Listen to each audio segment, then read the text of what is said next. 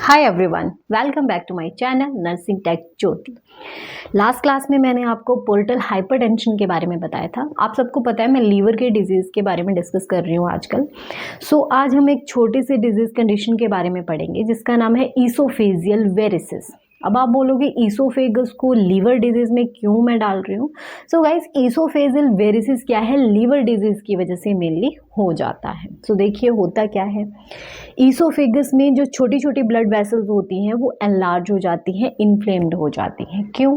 क्योंकि जो हमारा लीवर का ब्लड है वो ब्लॉक हो गया है, जिसकी वजह से पोर्टल हाइपरटेंशन हो गई है, जो कि मैंने लास्ट टॉपिक पढ़ाया था। पोर्टल हाइपरटेंशन की वजह से हमारी बॉडी ने क्या किया, छोटी छोटी ब्लड वेसल्स बनाई ताकि जो ब्लड फ्लो है वो अच्छे से चल जाए। उन्हीं के थ्रू कोलेट्रल सर्कुलेशन की वजह से जो मेन जो साइड्स होती हैं इनकी, वो कहीं ना कहीं हमारा ईसोफेगस और रेक्टम भी आता है। वही ईसोफेजियल वेरिसिस मतलब एनलार्ज हो जाती है, क्योंकि प्रेशर बढ़ रहा है उसकी वजह से वो भी एनलार्ज हो जाती है, फूल जाती हैं वो। अब आते हैं इसके risk factor causes.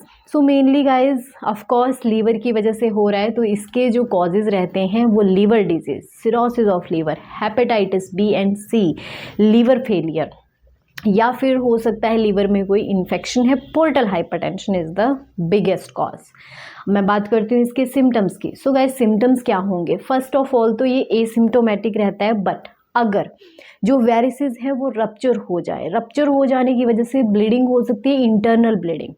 Internal bleeding में गाइस सबसे पहले वॉमिटिंग में ब्लड आ सकता है, जिसको हम मेडिकल टर्म में बोलते हैं हेमेटएमेसिस।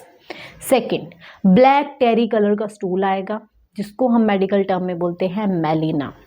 और क्या हो सकता है, पेशेंट को लाइट हेडेडनेस हो सकती है, कंफ्यूजन हो सकता है, शॉक के साइन आ सकते हैं। क्यों? क्योंकि ब्लीडिंग हो रही है, और जितना ज़्यादा ब्लड लॉस होगा बॉडी से उतना ही हमारे ब्रेन को ब्लड कम पहुंचेगा।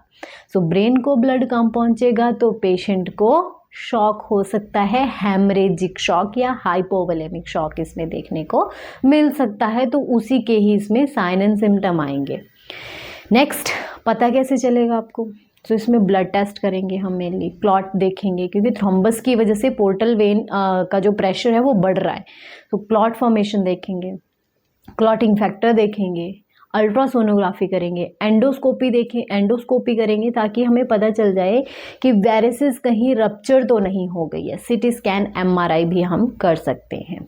ट्रीटमेंट में गाइस ऑफ कोर्स मेडिसिन हम उन केसेस में दे सकते हैं जिनमें उनको सिम्टम आ रहे हैं। फॉर एग्जांपल नोजिया, वॉमिटिंग, ये सारी चीज़ें हो रही हैं, तो उनके लिए हम मेडिसिन देंगे। बट इसमें मेनली हमें सर्जिकल इंटरवेंशन करनी पड़ती है। सर्जरी में गाइस जो ब्लड वेसल्स हैं अगर वो रप्चर हो जाए तो उसके लिए हम उसमें लाइगेशन करते हैं, लाइगेशन हो सकती है। सेकेंड, इसमें हम शंट यूज़ कर सकते हैं। गाइस जो शंट है वो हेपेटिक वेन और जो हमारी पोर्टल वेन के बीच में है उसमें हम लगाएंगे, ताकि जितना भी जो ब्लड है वो अच्छे से फ्लो कर सके। और गाइस इसके लिए हमें लाइफस्टाइल भी चेंज करना पड़ेगा प्रिवेंशन के लिए। क्यों? क्योंकि जो लीवर डिजीज़ है वो कहीं ना कहीं हमारे लाइफस्टाइल से रिलेटेड हैं। आपको पता है alcoholism is the biggest cause for the liver disease. हमें अपना लाइफस्टाइल चेंज करना है।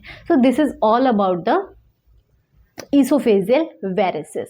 नेक्स्ट डिजीज कंडीशन में आपको पढ़ाऊंगी लीवर कैंसर के बारे में। I hope you like this video. Please like, share, subscribe my channel. Thank you.